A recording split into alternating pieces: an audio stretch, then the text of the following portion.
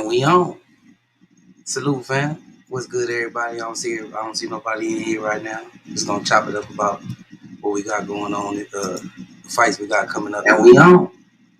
Salute this weekend. Get my little picks. Think might win. A little breakdown. That's really about it. I ain't gonna hold y'all too long. But I'm gonna jump into the first. I'm gonna talk about the first fight. L Dub, salute, fam. Jazzy T, salute, sis. Let me put this link in there before I get started,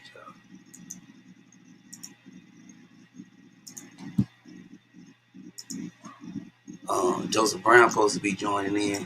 Waiting on him. Probably show up or something. But I ain't gonna be on y'all. Y'all anybody want to get on? Y'all know it's an open panel. That go the link is in the chat. L Dub, anybody? Pin it. But I'm gonna start with Gary Antoine Russell. Gary Antoine Russell fighting Alejandro Santiago Barrios in the 10-rounder on Showtime. Barrios is 24-2-5 with 13 KOs. And Russell is 18-0 with 12 KOs. And I think I'm gonna pick this one by a stoppage, somewhere mid-round, maybe 7 or 8 at the latest. I think Antonio should be able to get him out of there. I don't really know too much about Barrios to even comment on this style, but I know Antoine ain't no joke.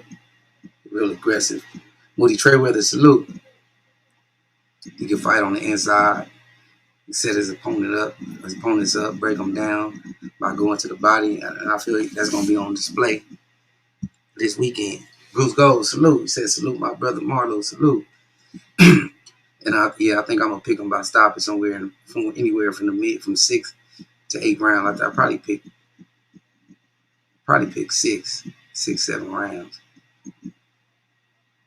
Once he get comfortable and figure this guy out, I think he's gonna be able to get him up out of there, probably by a body shot or something. What y'all think in the comments? Why y'all think that fight gonna play out with Gary Antonio Russell versus Alejandro Santiago Barrios? Who y'all got?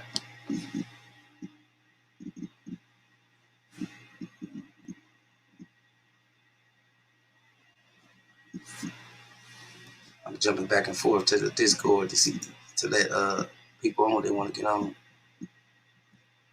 You got Moody Trayweather say he got Russell. TKO. A towel. Then you gonna overwhelm him, beat him down, have his corner thrown in the towel. Or you think you gonna actually put him down? Had the ref call it off. Who's the boss? In my Trey X voice. Yeah, we locked in. I definitely see a stoppage. I don't care how and what form it comes. But I think we're gonna stop him.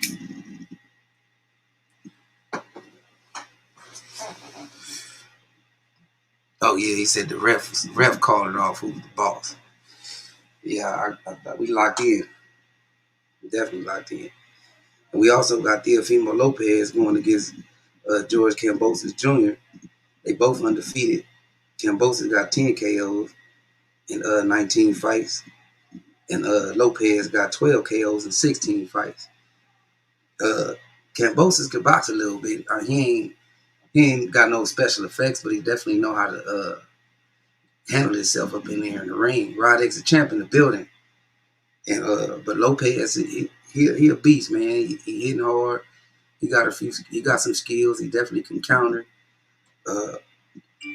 I don't see Kambosos being the guy to dethrone Lopez. I think this fight probably be a fill-out fight for the first 3-4 rounds. Or you know what I'm saying? I don't know what's going to be going through Lopez's head. We want to get him out of there early. But I think Kambosos can hold his own. I think he'll last anywhere from 4 to 6 rounds before he gets stopped. I'm picking Lopez by stoppage. Monstrous stoppage. up top somewhere to the jawbone, temple type of shot. How y'all seeing that one? Who y'all got in that fight? Rodix the champ said, "What up, my people?" Bruce Gold said, "Is this a rematch for who? Kambosos or for Russell? Because they didn't fight. The Driller canceled the card." Yeah, that's why I say I don't think Kambosos gonna be the one to dethrone him. He can box a little bit. He can hold his own, but I just don't think he's gonna be able to stand up in there in front of Lopez, and eventually once he slow down, I think Lopez gonna get him up out of there.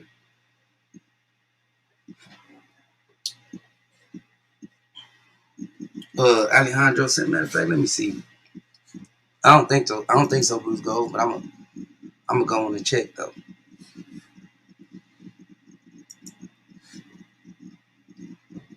Let me check on StreamYard. Ain't nobody popped up yet.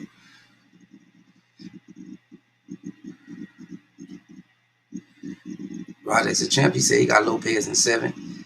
Yeah, I think I actually picked 7, but I can see that going down, man. I think after the first 4 rounds, Kambosos gonna be able to handle his own and hang in there. But when he slow down, is when it's gonna be a very big problem for him. He's gonna have a big problem on his hand. Tone Banger said Stephen Fulton fight tonight. No, they fight Saturday on Showtime. You know, we be doing these Monday Night Live, give our breakdown and our take, man. That's all. We just sizing up the fights, getting prepared, see where everybody at with it, who you got. You know what I'm saying? Filling everybody in on the up and coming fight. That's about it. It's an open panel too. Jazzy T said, I have a strange feeling about that fight. I got Kambosos. Ooh, you do? Ain't a bad pick or nothing. Kambosos can hold his own. If he can keep Lopez at the end of that jab and use the ring with style on him, I believe he got a chance. He could hold his own, but I believe once he slow down and have to sit there in front of Lopez, I think it's going to be a big problem for him. But other than that, if he can stand it, if he can keep that distance, keep that gas going, he definitely got a chance. Moody Trayweather say that might be an early stoppage. You talking about the Lopez Kambosos? It depends on how Kambosos play it out. I don't think he want to feel that power early. I think he might want to stay away from him. You know what I'm saying? As long as he can score points from the outside, look for counters. You know what I'm saying? Do not try to go up in there and test the water early, because eventually you is gonna have to stand in front of him. So I don't think he wanted to be. You know what I'm saying? In the early rounds, because that's when I think he's most vulnerable to getting knocked out, and that's when Lopez is gonna be at his strongest in those early rounds. And then lastly, we got Brandon Figueroa versus Stephen Fulton. Old cool boy Steph versus Figueroa is definitely finally finna go down this weekend, man. Who y'all got? I'm riding with Fulton, man. I'm riding with Cool Boy. I think Cool Boy gonna style on this boy. Uh, Brandon, he's a head down, come forward fighter. He want to be up in that phone booth. He like to bang. You know what I'm saying? There's gonna be a lot of points scored. Him coming up in there, he's gonna take a lot of punishment. The problem is when Schoolboy slow down, is he gonna be able to get up in there and have some good defense on Brandon? You know what I'm saying? Is he gonna be comfortable in the inside with Brandon in the later rounds? But I definitely Trey X popped up. Thought he could get some rest. Salute, bro. What's up with it? Salute, salute. What's up, Salute. everybody in the gym, man? What's going down?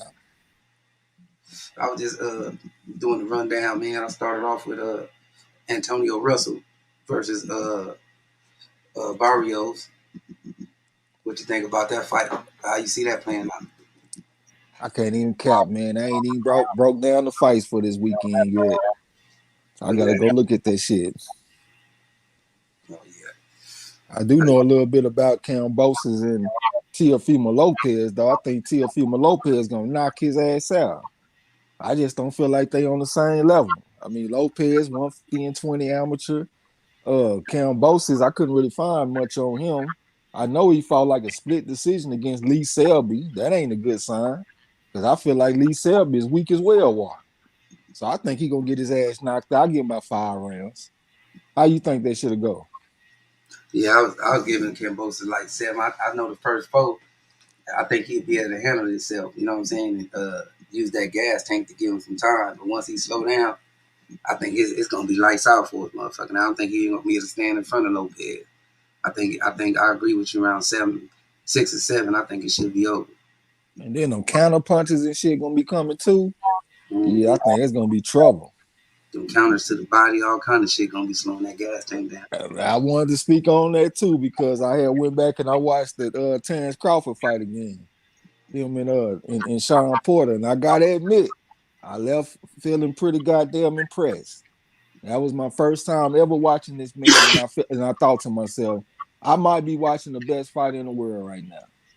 That's the first time that shit ever happened, and that's one thing about them type of fighters, like I guess I got to say Terrence Crawford, or even somebody like Mayweather. I don't always see everything that they doing right away.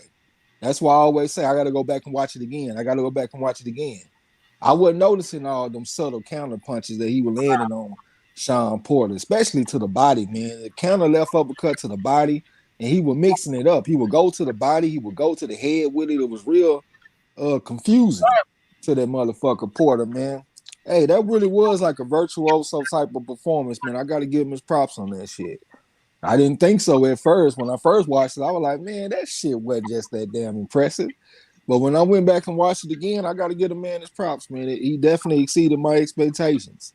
You know what I'm saying? He was pretty much in control. I know he took a few punches from Sean Porter here and there, but I still didn't get the feeling that Crawford wasn't in control, even when he was taking punches. You know what I'm saying? So I got to give him his props, man. Props to that motherfucker Terrence Crawford, man. Yeah, I ain't seen nothing different. I like this game plan though. But I noticed one thing in that fight. I thought that was biased, and I don't think that was right. Uh, Andre Ward and Butter Biscuit Bradley told that nigga in the tent going into the 10th round that he was down on the scorecard and he needed to step it up. And he was like, I need to step it up. I'm down. And that's when he went out there and turned it up a little bit and put him down. But I thought that was biased. You know what I'm saying? I thought that wasn't. You know what I'm saying? It wasn't. That ain't no place for that. You know what I'm saying? You a commentator. You supposed to sit back and let the shit play out. Now you a fifth or sixth person in the man corner. You know what I'm saying? I thought that, Yeah. and that's why he went out there in the 10th. And you see, he put more emphasis on his shots, even the counter shots. He was putting more on it. You know what I'm saying? And he took a chance too, in my opinion, because Porter grazed his ass on one of them counters to the body, and then another thing that I saw that Porter wasn't even really hurt when he caught Porter with that uppercut, that counter uppercut. Porter didn't go down. He went back in the guard and blocked most of those shots, and Crawford drilled his ass through the guard and put him down, but it was all glove shots. It wasn't like he was hitting him in his face when he drilled him. You know what I'm saying? He Now, caught when him I with went to watch it again, I saw him landing some clean shots. Yeah, he caught him with that first clean shot, and Porter was lumped over with his guards up, and that nigga was just drilling through the guard, drilling him down. That's when he turned over. Was like fuck. He was caught in a fucked up position. That's why I say this motherfucker wasn't concussive. I wasn't impressed with the stopping, but the game plan was pretty cool because he wasn't in urgency until he heard from Butter Biscuit and Andre. You know what I'm saying? He was real calm and settled. He was comfortable with what he was doing in the ring. I think that they might have lit an extra fire under him, but he was still breaking Porter down. Like after the fight, Porter said no man has ever hit him as much as Crawford hit him in that fight. And I didn't really understand it until I went back and watched it again. Ain't nobody ever went to Sean Porter body like that. And it like like when I look at Earl Spence body attack, Earl Spence got like a dedicated body attack. Like he going there, he going to the body. Terrence Crawford got a sneaky body attack. You don't even know that's what he focusing on. But then when you step in with a jab, kind of left uppercut to the body. You know what I'm saying? And you run and Sean Porter running into the shit. You know what I'm saying? That's the thing. Like you in the ring, you step in with a jab, all of a sudden you go because you done ran into a body shot that you didn't even see. You know what I'm saying? So that's why I got to give the man props. And plus, and plus that hook that Terrence Crawford got. I was trying to think of some hooks that I could compare it to, but it looked unique. It's like it's almost like a half jab, half hook type of punch, and it come from like a very strange angle. You know what I'm saying? So I could see why that shit could be a problem for a motherfucker. I still ride with Earl Spence Jr. I think he got enough to go out there and beat him. But when I went back and looked at that fight, I had to give Crawford his props. Hey, L Dub say Andre wasn't there. He did the broadcast from home. Well, who was the dude sitting next to Bradley? I don't even know who the dude was.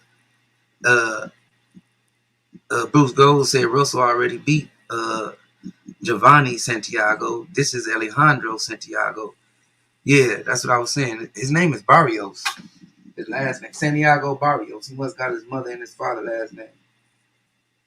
I got two last names. He got two. That's why they do it. They be having their mother, when they got two last names, they have their both parents because they ain't married and shit. Roddick say he got Cool Boy by UD.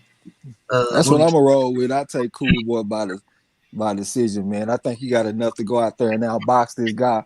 I can't think of his amateur record off the top of my head. I think he got like 90 fights, 85, 90 fights, something like that, like some 73 and 12 type of shit, something like that. You know what I'm saying? But I like that he got the skills. He ain't got a lot of wear and tear, fresh type of guy. And I know that Figueroa is tough as nails. He gonna come all night. He got a good chin, but I just don't think he's gonna be able to keep up with Cool Boy stuff, man. So I see like a unanimous decision. yeah. Oh, it was okay. It was Joe Tessitore and Bradley that said that shit. And right after too, that nigga went over there and dapped their ass up. He went right over there after the fight was announced and gave Bradley and Tessitore some dap for putting him up on game. Yeah, Moody I Trey, saw that shit. yeah, man, that shit. I was like, who the fuck is he talking to? You know what I'm saying? Trying to read this nigga lips. This nigga was talking to Biscuit Head and Tessitore. I thought it was Andre though, but Hey, Moody Trey, something similar happened in the Tyson Fury fight though, right? Like they somebody had went and told Tyson Fury that his cut came from a punch instead of a headbutt or something like that. And they put Tyson Fury up on game. I can't remember what fight it was, but I think it was on ESPN too. You know what I'm saying? So it might be some shit they got going on over there. that's a little biased bullshit. Moody Treyweather said, Marto, do you think these fighters really testing themselves or waiting for the fights to build up? Shit, I'm thinking they waiting for the fights to build up. They're really waiting for a payday because there's other fighters out there that could be fighting. You know what I'm saying? Then I again, though, the agree. way it's looking, it could be the promotional companies that's playing and shit. See what's going on with the zone. Uh, Robert Richardson salute. He said, "You have to KO Crawford, won't outbox him." Yeah, it's gonna be hard to outbox the motherfucker, man. But in the history of boxing, when you get them type of people, most of the time they don't get outboxed. Like you ain't outboxing no Sugar Ray Leonard. You ain't outboxing Sugar Ray Robinson or Floyd Mayweather. Most of the time you got to go out there and out rough them motherfuckers. Step to them like a Madonna. Step to them like a Jake LaMotta.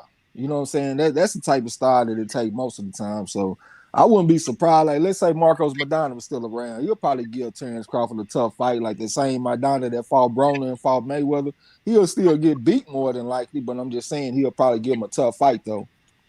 Yeah, you got to make them motherfuckers fight. Uh, L Dub said Floyd told Tank he down, then he stepped it up. Yeah, but that's coming from the crowd. I'm talking about from the goddamn commentators, bro. I thought that was odd that the commentators is in the fight playing the role. You know what I'm saying? Not. I don't give a fuck what the crowd say. Oh yeah, it was something else that the motherfucker did too that impressed me. He was like he'll touch him with a jab, step back, hit him with the check hook, and then go right back to the body with the looping left hand. Most of the time, when you see people throw the check hook, they don't throw it in combinations. Motherfucker hit you with a check hook and then try to turn you or something. This dude hit him with a check hook and went right back to the body with the looping left hand. So I don't watch a lot of boxing in my day, man. I ain't seen that too many times. You know what I'm saying? That's why I got to give the motherfuckers props, man. It is what it is. Yeah. L-Dub said, I think that was Shakur telling Bud they had him down, not Bradley. But he was looking in the way of Bradley and where he went to go shake their hand. He was looking across the ring, down into the motherfucking commentator spot, and he went right to that same spot and shook his hand. You know what I'm saying? That was my assessment. I ain't see if Shakur wasn't sitting right there. Um, he also said that was Fury versus Wilder fight when they told him Fury when they told Fury that Fury cornered that the cut was from a punch. Yeah, that's what I was thinking, man. It just seemed like that fight was too far back to be against Otto Walling. But yeah, that is the first thing that came to my mind. And then he said that was Shakur Stevenson who Bud was talking to. But yeah, what about what other fight I had went in? Gave my little take on.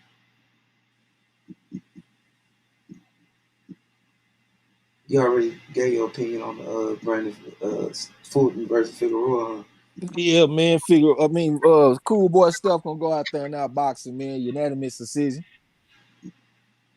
Hell yeah, I feel the same way. Shit, the way Figueroa be walking in the door, he might get his shit rocked.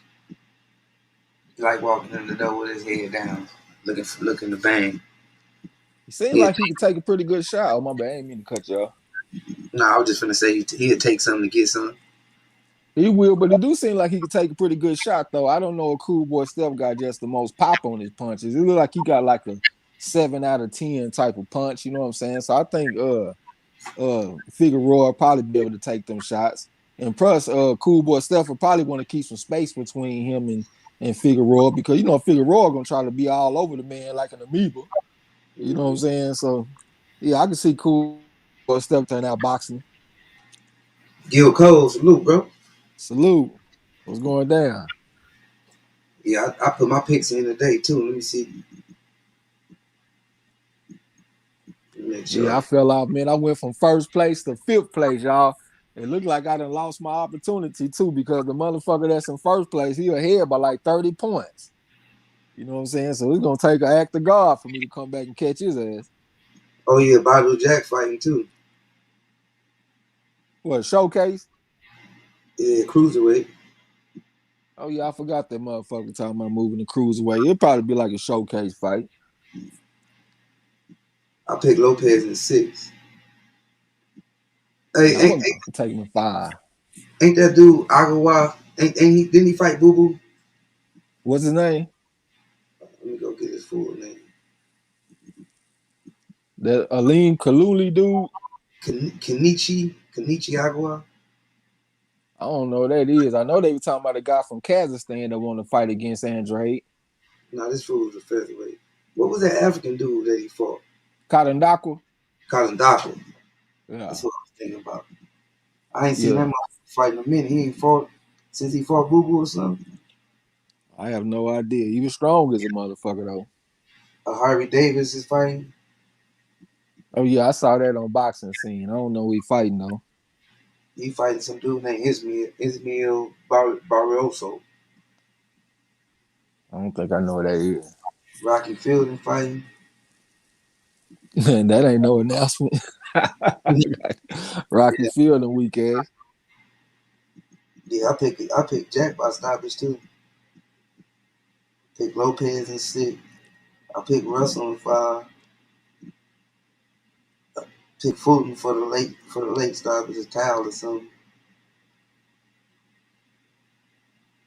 Yeah, I gotta go look the fighters up and shit, man. See what the amateur records and stuff looking like. Cause I'm kind of in the dark right now. Yeah, they got a bunch of his own fights in this motherfucker. Oh, that's who he fought. That's the fool that fought Tevin Farmer. Good looking out, L Dub. Yeah, that shit ain't even ringing a bell.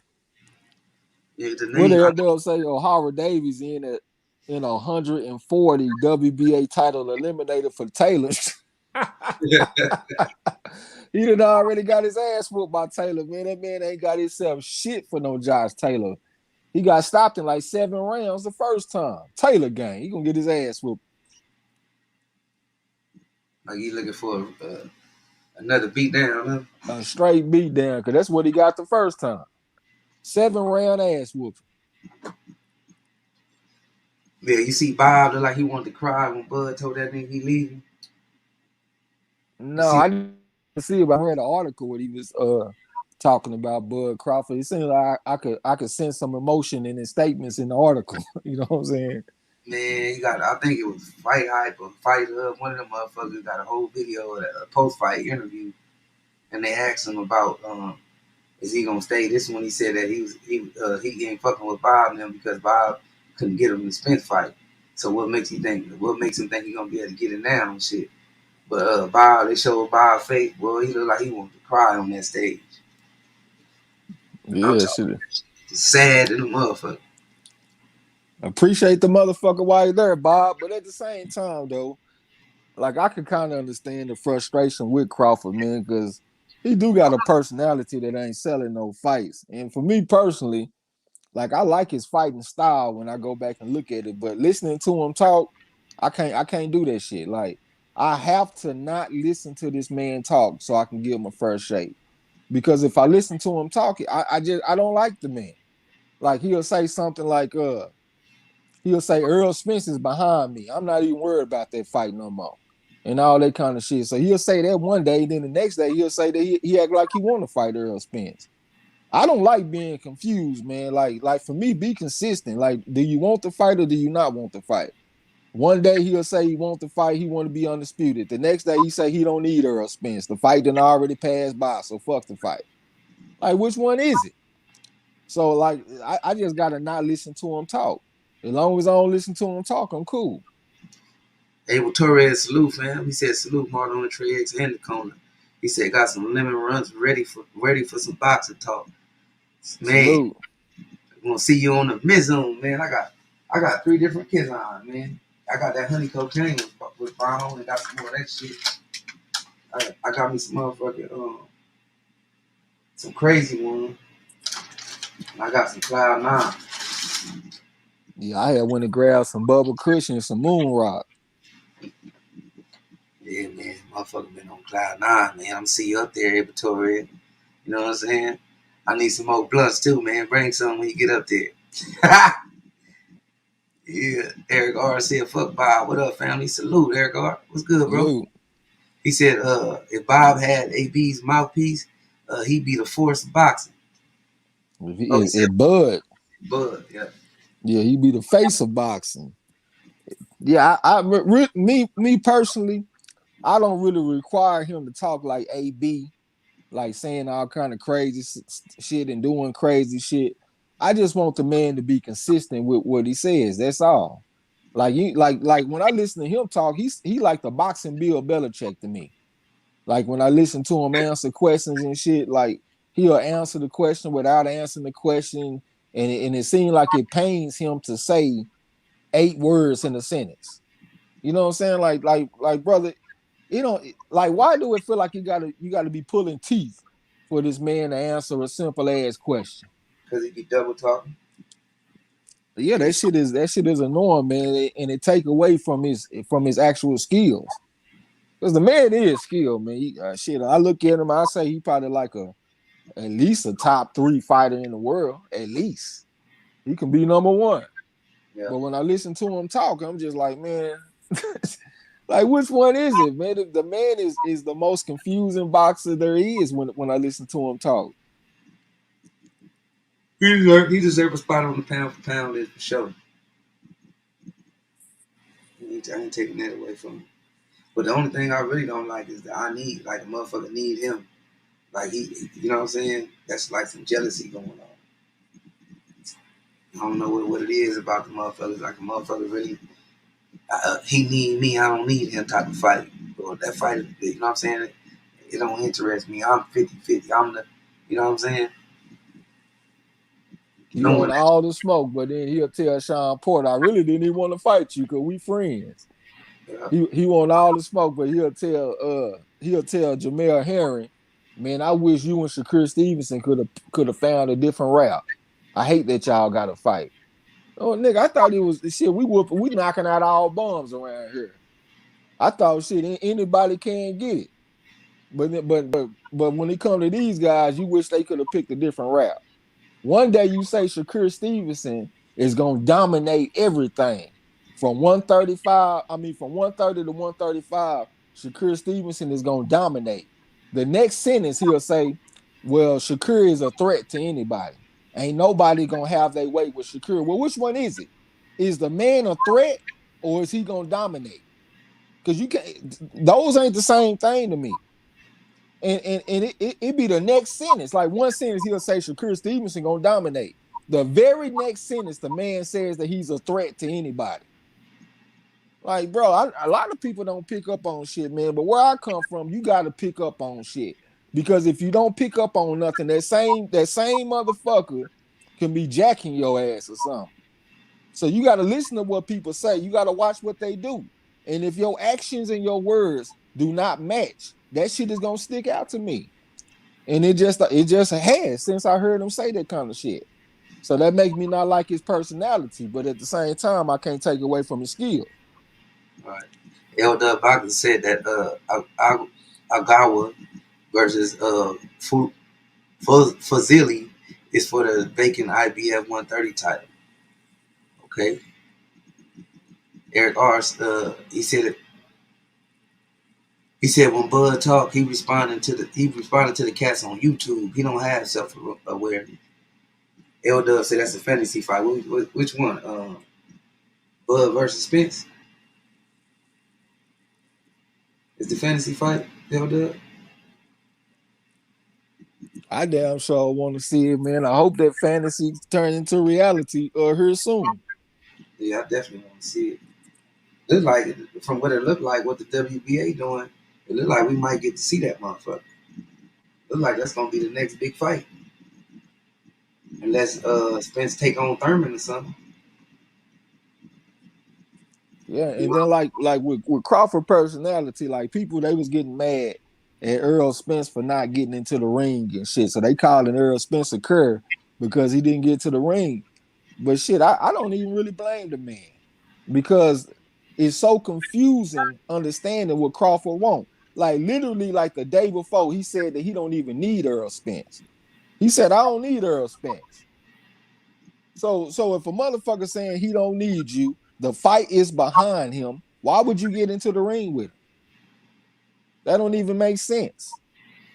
You know what I'm saying? So that shit just throw me off, man. Hey, if people gotta play Crawford's game, that's a fucking confusing game to play. I don't like everything that Earl Spencer done in this situation. I think he could do more to make the fight, but I don't hear him walking around saying, "Well, I don't need Terrence Crawford. That fight is behind me." You know what I'm saying? Hell yeah. But we knew what time it was though when the motherfucker was talking to each other, and Bob walked out the motherfucking back, and Earl put him on blast. Bob just stood there and looked stupid, like, yeah, I know Al, I know him. You know what I'm saying? And L Dub said, well, why come to the fight too? I guess he's saying why come to the fight though. I don't know the motherfucker reasons for coming to the fight, but I know that it's not a clear understanding with Crawford. Like y'all gotta understand where I'm coming from. If a man is saying I don't need you, the fight is behind me. Why would you get into the ring with him? I can Like see why it, he go to the fight. It ain't the first fight he been to though, but I can see why he goes to the fight. Shit, if he there, maybe he'll call him out. Bud act like he didn't even know Earl was at the fight when they asked him in the ring, and he was like, "Man, I didn't even know he was here. He here? Shit, he ain't called me out on none of his fights. So why should I give him any acknowledgement on this fight? So why is always just one motherfucker just talk about what the next person's actions is, but you got a nigga in the middle of the ring ain't even calling them out or acknowledging them. So how is that gonna make the fight? Like, yeah, asking one person to do all the heavy lifting around this motherfucker. If that's the guy you like, I don't see Bud is taking away from the fight way more than Earl is. But Earl don't even mention it unless he get somebody ask him a question. They asked him a question while he was in the middle of the ring, right after the fight, and he said he didn't even know the man was in the building. You know what I'm saying? He don't know why he came. He don't call me out on his fights. So why should I call him out on mine? The only thing I hear people say is why Earl walk out. Motherfucker just Yeah, 20. I've been hearing that same shit, man. I just want some consistency, man. Do y'all want to fight or do you not want to fight? Yeah, when I think about the fight, the first thing that come to my mind is Crawford saying, "Man, that shit's behind me." So, Oh, like, damn, which one is it? Do you want to fight or you don't want to fight? right. Oh, L Dub in the house in the building. Hey, look, L Dub. So you think they gon' the WBA is gonna cancel that little tournament they got going on and allow the unification? Because that nigga Spence tweeted that's fucked up what the WBA doing. I think it's fucked up what they doing to Ugas, man. If they put him in that tournament, nigga, that's a tough spot. So you got to go out there and be 141 and 19, Ilmonte Stanionis. And then after that, you got to go and beat a motherfucker with over 300 amateur fights in Radzab Butayev. Like, nigga, that's fucked up, man. And them dudes in their prime, Stanionis like 27. Butayev is like in his late 20s. I think he about 27 too. And then you got Ugas, he like 36 years old, and y'all gonna put him out there like that. Like, man, that's cold blooded, boy. L Dub said that's why it's a fantasy fight. Bring on Spence versus Ugas though. Yeah, I that's why take it. I take that motherfucker too. But it don't look like that shit gonna happen with that tournament already being. They already put it out after who was that fought Stanionis. After he won, they already put out the tournament. Like it's official and shit. Eric R said Earl came to spark the attention. It's been reported on several platforms that they weren't going to let Earl in the ring, and Bomac confirmed it in a video. I did hear something like that. And but it's Earl fault though. You know what I'm saying? It's Earl fault. Moody Treadweather said, "All I know, Bud better not go back to top rank." Now he officially announced that he ain't fucking with him. Yeah, he said he ain't fucking with top rank. He a free agent. L Dub said no, WBA is irrelevant. Beating Pacquiao is better than a janky sanctioning body. Drop the belt and fight Spence. Two belts and the Ring Magazine belt. 1 versus 3. I got you. I I take. understand that, but what about the damn, the fucking word and slipped my mind, man. But like, what reason would Spence have for fighting him though? I'm not saying that I'm against the fight, but it just seemed like Spence would have more of an incentive to fight the motherfucker if it's for a unification. You know what I'm saying? I would take the fight. I mean, Uga's coming off a big win, but just looking at the way these fighters think and the way they move, him not having a belt, I don't really see the incentive that Spence would have for fighting him. Besides bragging rights, because he did beat Pacquiao. You know what I'm saying? He is recognized as a champion. If he drop it, he'd be a former champion. So I guess you know what I'm saying? Fuck that sanctioning body. I'll rock with it though. I'll still watch it. You know what I'm saying? Fuck that belt. I definitely will watch it. I just don't know if Spencer take the goddamn fight if it ain't got no incentive. Like except for the name, I guess that would be a good name to have on your resume. Because you can't get Pacquiao now. He's retired.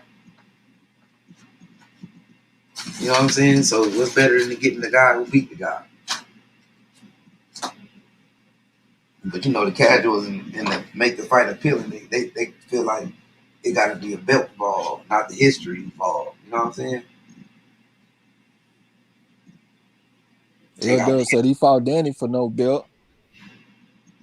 I understand all that, but we all know that Earl Spence Jr. is a pretty big welterweight.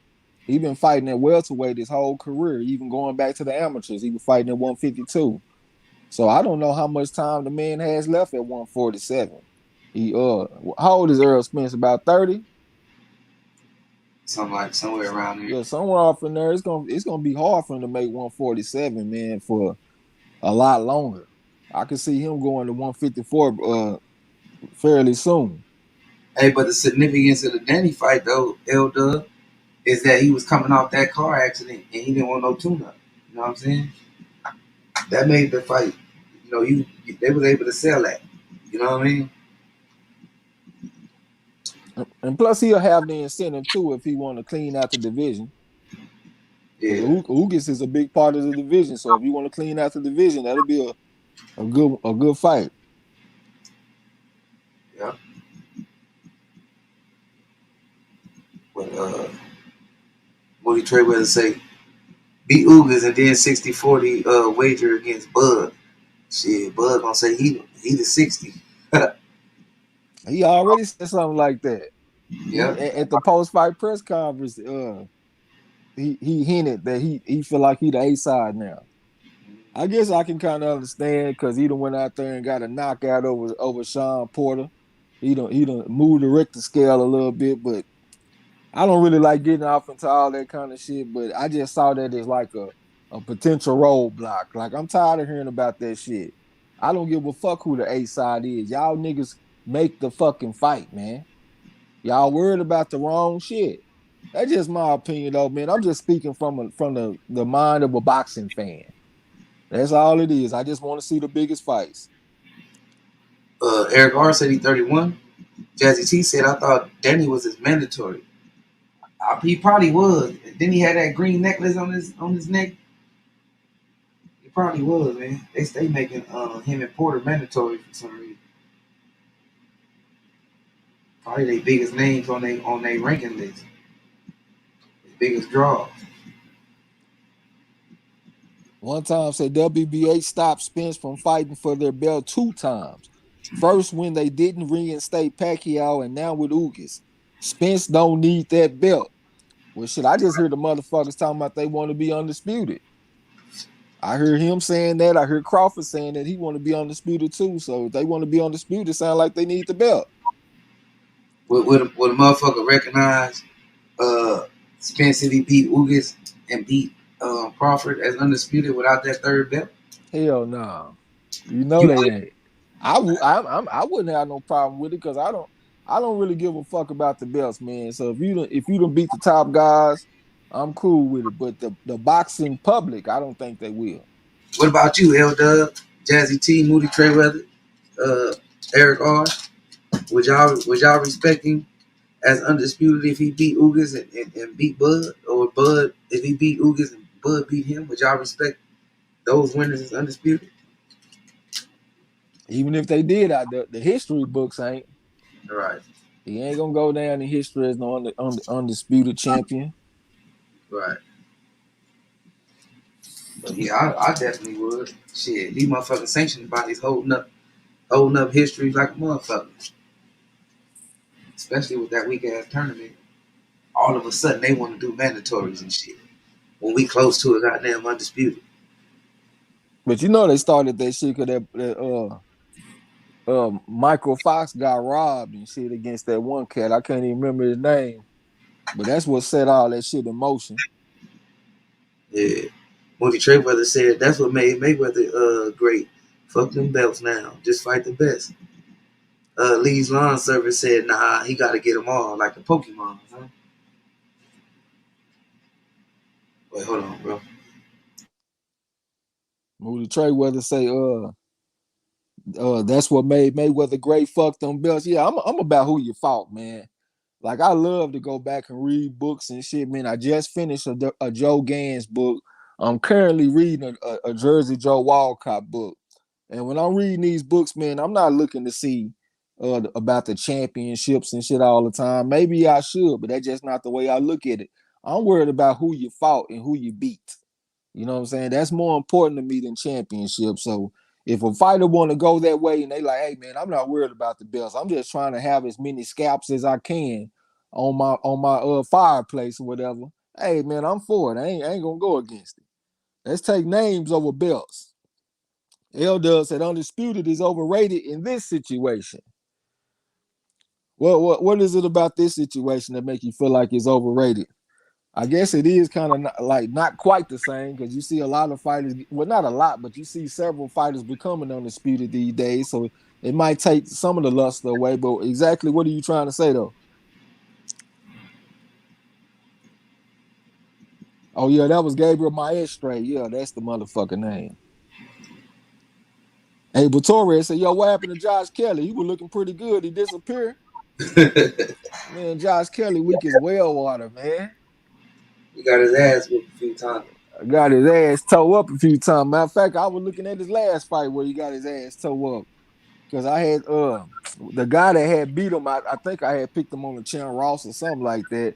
Josh Kelly is very athletic, man. Like he one of the most athletic UK fighters that I've ever seen. He got some fast twitch muscles, but I don't think he the most skilled. I think he got more talent than skill. So I don't think he gonna do nothing major, man. He might upset a motherfucker though. He got to stay disciplined and shit too. Because I saw his weight seemed like it kind of went up a little bit in fights. Moody Trey would say some champions should not be champion. That's what's wrong with all these belts in the way. Yeah, that's for sure. And then you'll have fighters like Mayweather. They be like, "Hey man, I'm the best because I fought this many champions. I fought more champions than Sugar Ray Robinson, for example." Like, man, that's some stupid shit to say.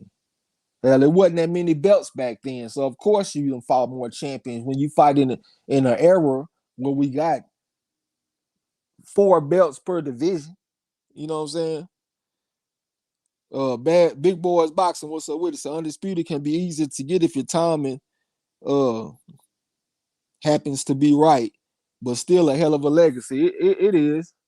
I guess we also got to look at it a little bit different with different fighters too, because not all fighters get the same opportunities. Like Canelo is in a situation where he can pretty much get any fight he wants. Not all fighters have that opportunity. You know what I'm saying? Shit, if they did, well, we might have undisputed at 160.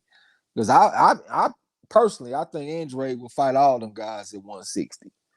You know what I'm saying? So it is what it is. Hey, if it ain't the sanctioning bodies, it's the goddamn promotional promoters who be stopping that shit too. Look at the zone. They got Jaime Munguia, Boo Andre, all them motherfuckers was in the same division. And them motherfuckers is ducking each other. Them Yeah. motherfuckers. And they on the same promotional, same platform. And they ain't fighting each other. One motherfucker say he don't want to fight nobody but Canelo. Jaime Munguia don't want no parts of the Boo Boo. You know what I'm saying? So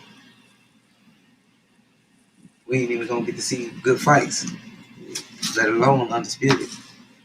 And that's really what I'll be thinking about. Like when it comes to a situation like that, I think about the promotional companies and I think about the matchmakers and shit. I think about them more than the actual fighters. Because I just like to think that the fighters feel like they can beat anybody. You know what I'm saying? It just would seem it would be weird that you got professional fighters that actually fear other fighters. You know what I'm saying? L Dub said waiting on undisputed is turning Spence Crawford into Mayweather and Pacquiao. It's taking way too long. They both should chill on the egos and make the fight. So that's all I want is them to make the fight, bro. That's it. Make the fights, man, especially while they still pretty much in their primes. Let's see this fight, man. Lee's Lawn Service, I think with Bud officially leaving top rank, the Spence fight is easier to make. Timing is everything. Well, shit, hopefully they get it done, man. Especially I'm sitting over here spending my money on some lackluster bullshit. You know what I'm saying? Yeah, for real. But I was gonna say, and he got other opportunities for big fights too, not just Spence. You know what I'm saying? He got action at the Thurmans, the Danny Garcias. You know what I'm saying? And whoever else on that side. You know what I mean? Especially by him being a free agent or if he signed with Showtime or whatever. Yeah. L does. So Josh Kelly signed with Boxer and Sky Sports. He will be back at 154, top of 120 of 2022. Okay. I thought I saw that motherfucker had like one fight at 160, but he gonna settle in at 154, huh? Rod as the champ said, undisputed is easier to get in the non-traditional division. It do seem like it. It seems like the money divisions is harder to get undisputed than in the non-money divisions, for lack of a better word. So yeah, I feel where you're coming from. Moody Trey would have said, Bud is 34. He don't have long. That's square business. We were just talking about it. It seems like the prime for modern day boxers is like 24 to 34. Once you get past that, you start to kind of slide. So yeah, I do feel like the motherfucker do need to make these fights happen, and let's get to work. I mean, he didn't already put in some work. Don't get me wrong, but I'm just saying let's make these big fights, the legacy defining fights. We just got one. I ain't got shit else to say about the motherfucker. He went out there and stopped Sean Porter. But if you want to be remembered with Sugar Ray Leonard, and you want to be remembered with what's the gay dude name? I can't even think his name, man. The one that killed Benny Paret for calling him a Molly Cone. If you want to beat all them kind of guys, man, hey, you got to go out there and fight the best guys and beat them. You know what I'm saying? Emil Griffin is who I was trying to think of.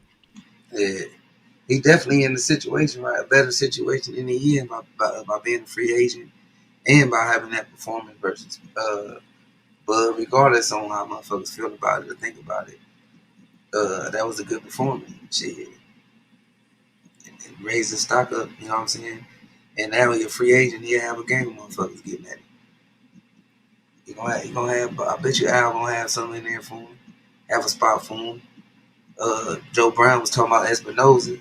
Espinoza might end up opening up some doors for him on Showtime. You know what I'm saying? Definitely plenty of good fights for him, man. I do want him versus Spence, but I'll take him versus Thurman and all the motherfuckers. You know what I'm saying? Hell yeah, I like to see any of those. Danny Garcia. I like to see him in any of those fights. I ain't gonna lie, I ain't really checking for Danny, man. I don't think Danny got nothing. I'm just saying Bud, period. Bud having them on his resume. You know what I'm saying? At the 47 division. Yeah. The main fight I want to see is the Spence fight, but shit, I'll take any of those. Well, hey, I can't say we ain't never seen Danny Garcia get stopped. So if you go out there and stop that motherfucker too, I guess that is saying something. Yeah. Salute to Pecos Bill. What's up with it? That's MZ Talk Boxing. Said, what the hell going on? We just in here chopping it up, bro. Talking And about I these ain't, fights this weekend and shit. and I ain't saying it to try to put throw Bud in no tough competition. I'm just saying he can get up in there and fight some of them same motherfuckers that Spence ran through. The only motherfucker Spence ain't got is Thurman, Keith Thurman. You know what I'm saying? He could jump Yeah, up with Danny Garcia, Keith Thurman, or something like that, and still had a Spence fight waiting on him. Because I'm. we definitely don't know what Spence gonna do anyway.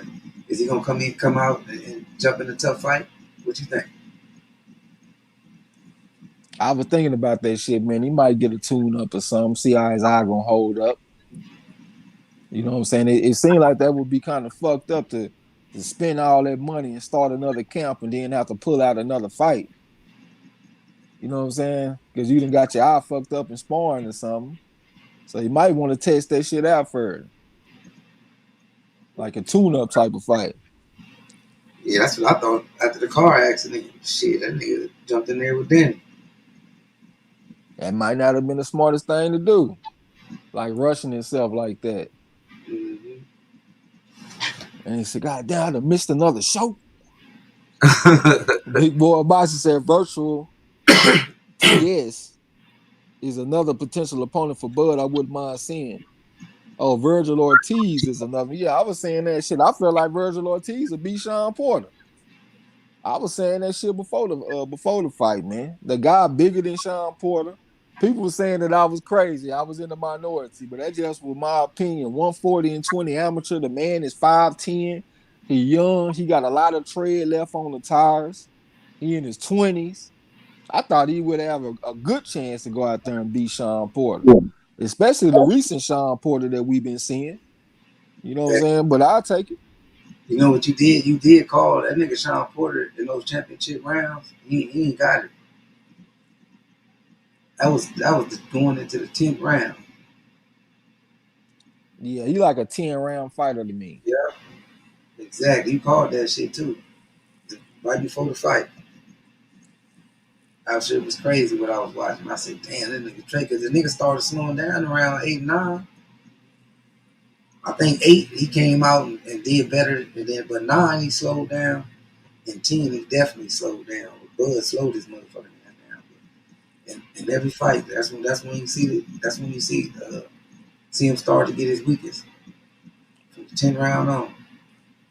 Yeah, it was kind of hard for me to put my finger on it because when I went and watched it again, I was like, man, he normally don't slow down quite this early because, like you said, he slowed down like in the, like round 8. But then I started thinking, well, maybe they give some credence to what Kenny Porter was saying, talking about the man didn't train the way he wanted him to. But then I also started thinking about them body shots that Crawford was putting on him. Earlier in the fight, Crawford hit him with a counter left hand to the liver area, and Porter went down. They ruled it a slip, but it could have been ruled a knockdown too. And I think that was the beginning of the problems, big problems for Porter. The body shots were hurt. Yeah, Porter.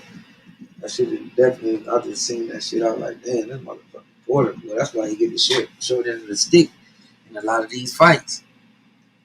They start to give 2, 3 rounds in a row up and going into the championship round. Right as the champ said, man, fuck Keith Thurman. Hey, I still think he'll at least come fight back. Pecos Bill said Danny Garcia is not fast enough. Yeah, but you know what overcomes speed is timing though. They have shared the ring with each other before. I would definitely take Terrence Crawford in that fight, but hey, you never know, man. Then They Danny beat You said did Danny beat him? yeah in the amateurs. I only heard about one. I have heard other people say like they split it 1-1. But in my reading, I only saw where Crawford beat him. You know what I'm saying? But hey, he Yeah, might have got a win. yeah. I think both of them said that they beat. They both got a one win apiece. Okay. I definitely know Ugas got a win over his ass 27-10. Ray Everybody Robinson. want to see Earl Spence Jr. fight Ugas. Well, let's see Crawford ass fight Ugas too. Go and get that get back from the amateurs when you got your ass beat 2.7-1. Then Ray Robinson get him too. The real Ray Robinson, the new Ray Robinson or some shit like that. Yeah, he got him one. It was his other cat too. His last name was Diamantes or something like that. He beat the motherfucker twice. They was close fights though. Both of them was like 27-31 type scores. It was real close, but he beat him twice though.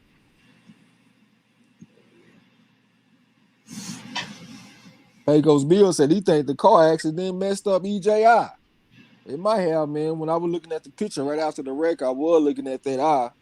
But hey, I ain't no doctor, man. So I just said, fuck it. I guess I don't know what I'm talking about. Cause I was thinking about soft tissue damage, but hey, maybe it wasn't too far fetched because it seemed like he had some problems with that shit. Hey, motherfucker got up off the concrete with no broken bones, just some fucked up teeth. Shit, I wouldn't be surprised if that had his eye fucked up too, man. He had bloodshot. The motherfuckers blood all in them eyes in the pictures we saw. Especially that left eye. Mm-hmm. That was the main one. Lee's line service said, yeah, Trey called it, but Sean history shows it in his other fight. Yeah, that's why I called it. Because I pointed out examples. When he fought against Adrian Broner, Sean Porter got dropped late in the fight in the championship rounds. When Sean Porter fought against Earl Spence Jr., he got dropped in the 11th round, championship rounds. When Sean Porter fought against Keith Thurman, I thought that fight was tied up 10-10 going into the championship rounds, and I felt like Sean Porter lost both of them. I felt like the fight with Kell Brook was pretty close until we got to the championship rounds, and that's when I felt like Sean Porter let the fight go. So yeah, man, we got examples on examples on examples of that shit. Big Boy Boxing said makes sense that he was slowing down since he said it was the hardest fight ever. Yeah, you taking them body shots, taking them body shots like a motherfucker. Moody Trayweather said Porter just needed more power. You think he needed more power? I think he needed some power could have helped, but I also think he needed a little bit more control. You know what I'm saying? Like I like him stepping in with the lead right hand, but I like a straight lead right hand. I don't really like a lead looping right hand. because that's just too much distance that punch got to travel. And if you got a sharpshooter like Crawford, that's what he was in that fight. He was a sharpshooter. That shit gonna get you in trouble. Now I know that Mean Machine did land like a lead looping right hand on Bud, but it wasn't real wild looking. It was more like a short. Like it's hard for me to explain it, but it was like a sharper type of punch than what Porter was throwing. Porter was just stepping in too wide, and it was from too far away. Like you stepping in with a wide punch from far away, and we ain't supposed to see this shit coming. Mm. You know what I'm saying? Like, come on, man. Rod as a champ said it looked like a knockdown to me too. Oh, it was in the third round. Yeah, early in the fight, by the third round. I think that was a knockdown. You remember that shit, bro, when that motherfucker took that counter left hand to the body and went down and the referee called it a slip? Yeah, yeah. I think that shit hurt me I personally. thought it was a knockdown too, but Bud, they locked foot legs or some shit like that. Like Bud, the way he was positioned when he threw the shot, put his legs like behind Porter shit.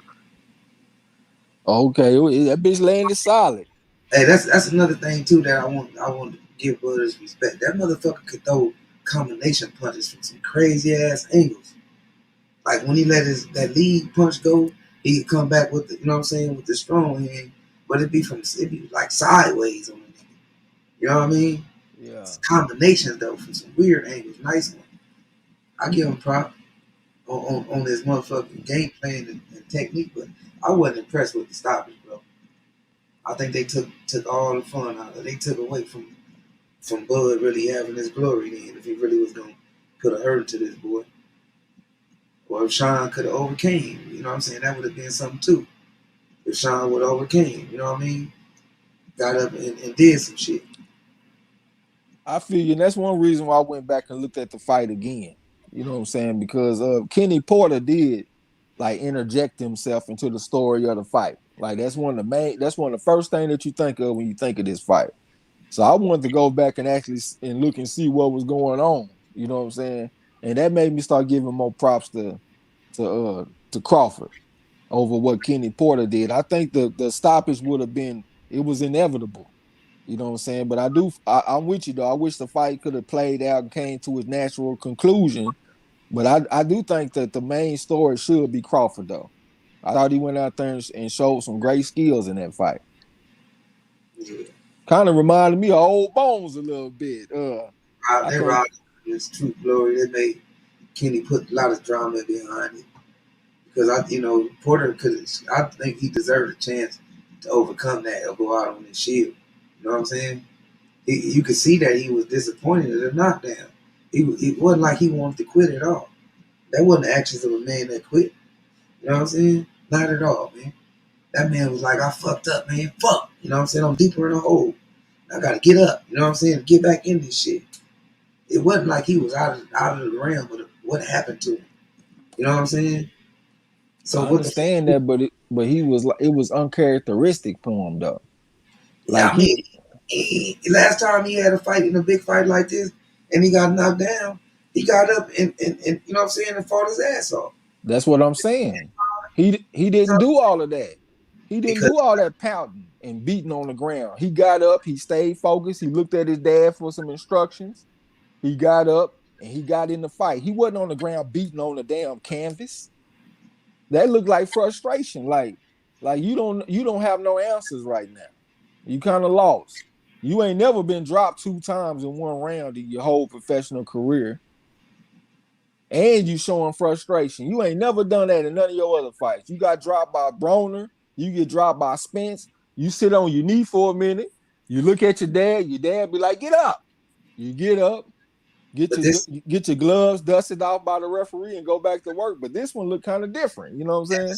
but this fight was different than him though. This was his Hall of Fame fight. This was something that he, you know what I'm saying, he felt it was a different kind of emotion going through, bro.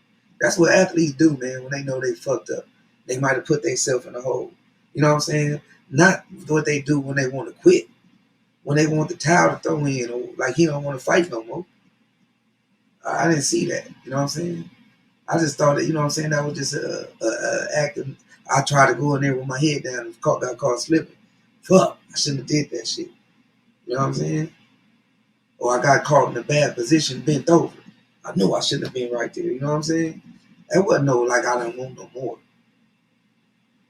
Nah, see, but like if you a trainer, like do you all right, when you thinking of, if you a trainer, you thinking about your fighter, do you only stop the fight when you feel like your fighter don't want no more? Or do you stop the fight when you feel like your fighter can't win? Oh no, Because I ain't gonna feel like I ain't stopping the fight because I feel like he can't win. I'm only stopping it if I feel like he hurt. You know what I'm saying? He in a dangerous, fucked up position or something like that. Not because I feel like he can't win. That's like quitting. You down 30 points. You know what I'm saying? And the motherfucker just don't want to play no more. It's still 10 minutes left on the clock. And the motherfucker say, I'm cool. You know what I'm saying? In any other sport. Football, basketball, hockey, that's the same thing. That's like quitting. You got to finish. You know what I'm saying? You got to finish, my nigga, regardless of how the outcome might look or how you might think it might be a landslide or whatever. You got to finish.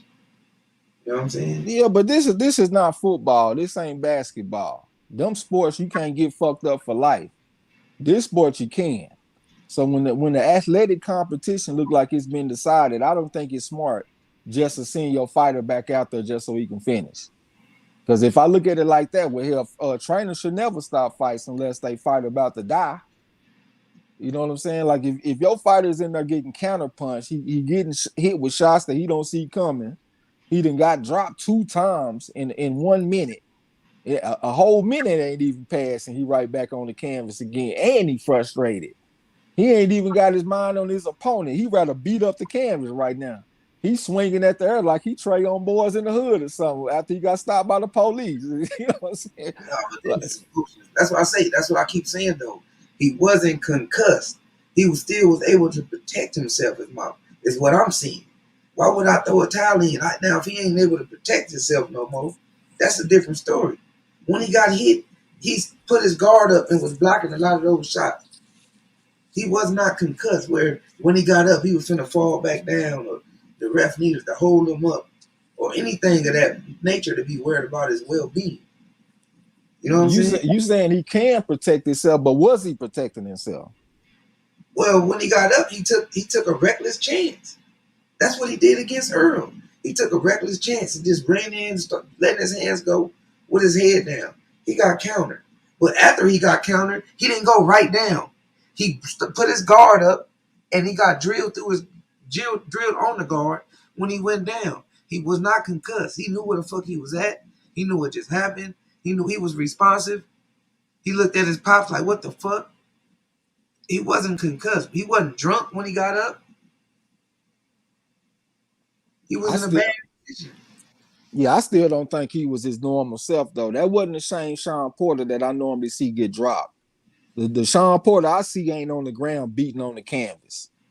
You know what I'm saying? That don't mean that he was concussed or anything like that, but it don't look confident.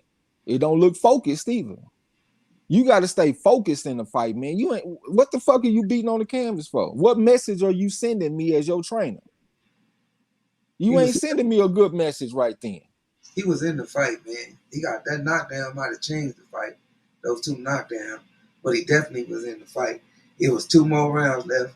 That motherfucker could have got a split decision or something. Maybe a loss, but he was in the fight. Is my point. I could see if he was getting his ass whooped for all those rounds, for 9 rounds, 9.5 rounds. But that wasn't the case. You know what I'm saying? He was winning some of those rounds. A lot of those rounds. In some people's eyes, he was ahead going into that round. So because he got knocked down twice, I'm throwing in the towel and he ain't concussive. And I just then after the fight, the man retires. Yeah, I seen that shit.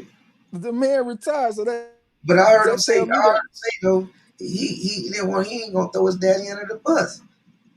Like so that retirement makes sense. Like he is not gonna fire his pops. He is not gonna, you know what I'm saying, get another trainer. So he might as well quit.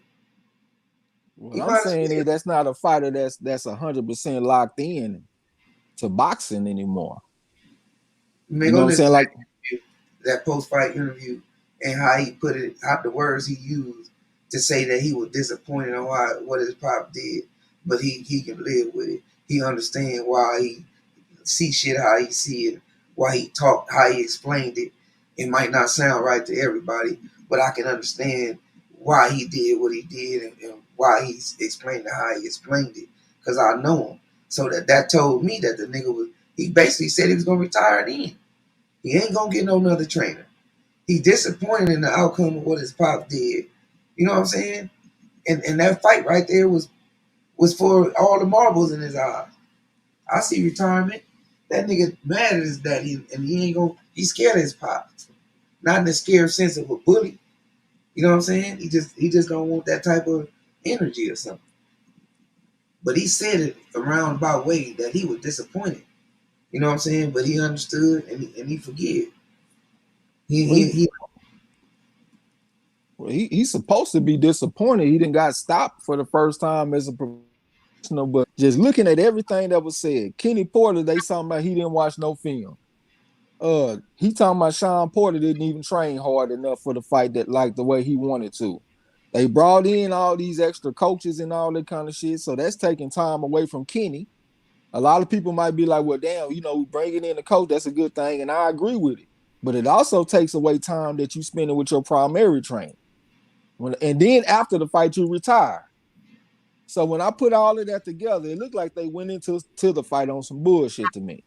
on bad terms type shit. Not necessarily like they was on bad terms, but I don't feel like they went in with the right mentality. We ain't watching no film. Sean Porter got all this different shit going on. He got a podcast. He over here calling fights. He doing this. He doing that. He all over the goddamn place. So yeah, I can see some frustration from Kenny. Like, hey man, you ain't even prepared for this fight, right? You all skinning and grinning all on your Porter Way podcast, grinning with your big ass teeth. And Crawford is in the dungeon somewhere. Cause he's square business about this shit. He ain't got one foot in the game and the other foot on the banana peel. Like he for real. And you over here thinking everything cool. You all at the weigh in, skinning and grinning, flexing and shit for the crowd. Like, nigga, where's your head at? Are you still a warrior or not? And then after the fight, you retire. Well, I guess not. Them days is over. So when I look at it like that, I'm not even mad at the stoppage. Because it looked like some of the he like halfway a civilian now. He ain't even a warrior no more. Like he was in the fight, he was doing his thing. But when I went back and watched the fight again, man, it was about to go downhill. Like even the scoring, you had Crawford up 5-4 on the scoring, and that round right there was a 10-7 round. And we going into the championship round. So he about to go into the championship round down by 4 points. Because he was already down by 1 point, and now we just had a 10-7 round. So now we down by 4 points, and you Didn't got 2 rounds to go. didn't Spence knock him down in 10 It was in the 11th. and 11? Yep, but they was close though. Yeah, he was gonna deteriorate. No, I'm just gonna thinking. He already got put down twice in the 10th. You know what I'm saying? And his gas tank is right there. He's gonna be able to get hit some more. So that's why I said at least let him go out swinging though, bro. He had a chance. He was landing shots. Even when he got countered, he landed that overhand skink off Crawford top. You know what I'm saying? He got a fucking fighting chance, man. It ain't like he drunk, is what I'm saying. Like he's still coherent and understanding. Kenny didn't have to get on them steps with that talent in his hand. I mean, I, and even it ain't just coming from me. This shit comes from Spence too. Spence even said it out of his own mouth after the fight. Walking out, they got him on the interview, and he said Kenny shouldn't have stopped that fight. He had Sean up. He had Sean in the fight. Kenny shouldn't have stopped. Every person that asked him, he kept saying the same thing. He said, if I was him, I wouldn't even pay Kenny. So even I the could, fight saying the same thing.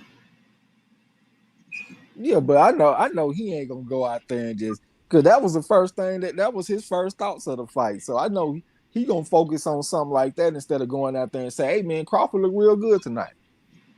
He ain't gonna say no shit like that. So of course he gonna focus on what Kenny did. But But he ain't what never up? been a hater though, Trey. Like he ain't never been no hater. to like knock the nigga. If he looked good, he looked good. You know I'm what I'm talking saying? about offer up praise though. I ain't talking about hating. I'm talking about is he gonna volunteer and volunteer praise and say, hey man, that motherfucker Crawford look good tonight. Nah, that's what I'm saying. From the question that was asked, he was more disappointed in the towel than he was in, you know what I'm saying, in the performance because he thought Porter was still in the fight. You know what I'm saying? Even with the 2 knockdowns, that would have put Crawford ahead, but it was still 2 rounds. It was still 2 rounds. That's in a half of the 10. That's what the question was asked. You know what I'm saying? And he answered in the honest opinion. That shit was going downhill on Porter ass. I But can think I look at the other side. I think Kenny Porter saved the man from getting an embarrassing ass, crucial ass knockout. can we see it though? You know what I I'm mean, saying? that's his son though. He don't have to let us see shit.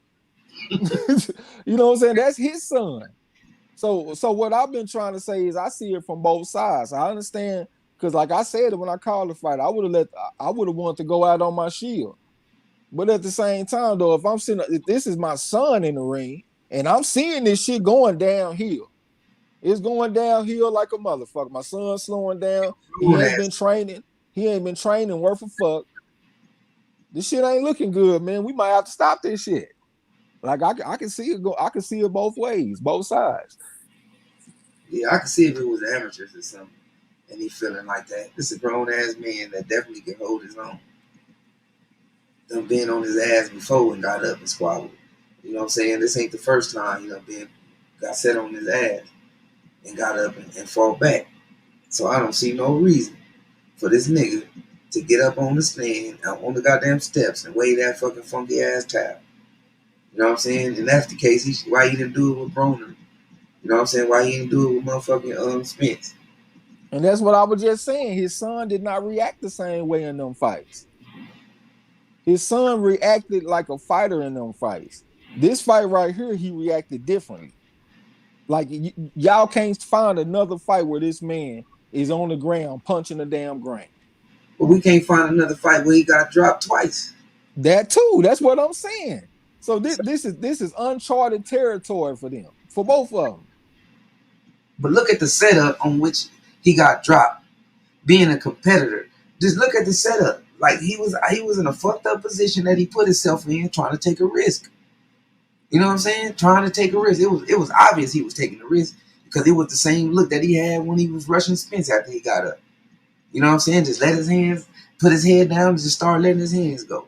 And he got countered with a good uppercut, and he balled up, and he was fucking in a bad position, damn near bent over.